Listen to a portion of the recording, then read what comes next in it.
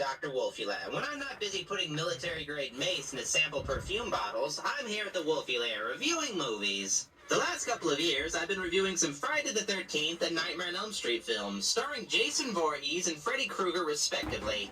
One of those Freddy Krueger movies supposedly kills Freddy off, and one of those Jason Voorhees movies supposedly kills Jason off. That movie was Jason Goes to Hell, the final Friday. Final in the loosest sense of the word. The movie was notable in one regard, though.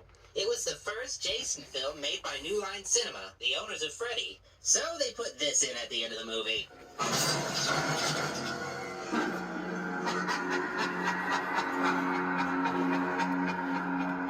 Yeah, that's right. They pulled an Iron Man ending 15 years before Iron Man even came out. Essentially, this was the setup for Freddy vs. Jason, a movie that took a decade to get made. In between, Freddy and Jason managed to sneak in an extra movie each. Still, a decade is a long time to wait for anything, even Jason meeting Freddy like the Jetsons and the Flintstones before them. Flintstones vs. Jetsons. That would be an interesting movie.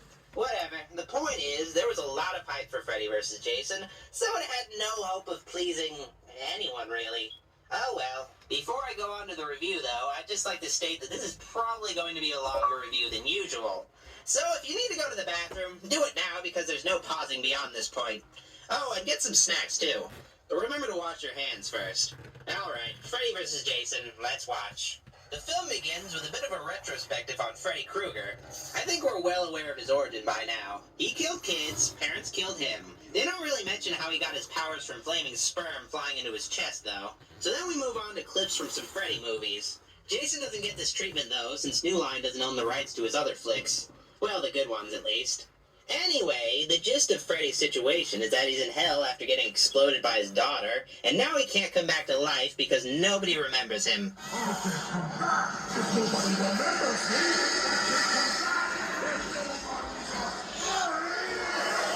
So remembering people who are in hell brings them back to life? Then that must mean Hitler is still on the loose! But seriously, this whole premise is kind of retarded if you take into account the fact that all of the teens Freddy killed in the other movies didn't know he existed in the first place. Whatever. Even though Freddy is hating hell, Jason is having the time of his life. Or death, that is. Hell's pretty much just his everyday life, killing horny teenagers. Jason is confronted by his mommy, who looks totally different. I didn't know that you still aged in hell. You've just been sleeping, honey. But now, the time has come to wake up. She tells her zombified boy to come back to life and kill some kids at Elm Street. Actually, it's just Freddy in disguise, and he wants people to think Jason's kills are really Freddy's kills. This will help people remember Freddy and not just think there's a different serial killer on the loose, because a town can only ever have one serial killer, of course. So Jason walks all the way to Elm Street. I guess Freddy gave him MapQuest directions. Currently residing in 1428 Elm is a trio of super realistic teenage girls discussing what all teenage girls discuss. Which members of the Three Stooges and the Scooby-Doo gang they would have sex with. Look, I fucked the bug out and I married her. Jesus.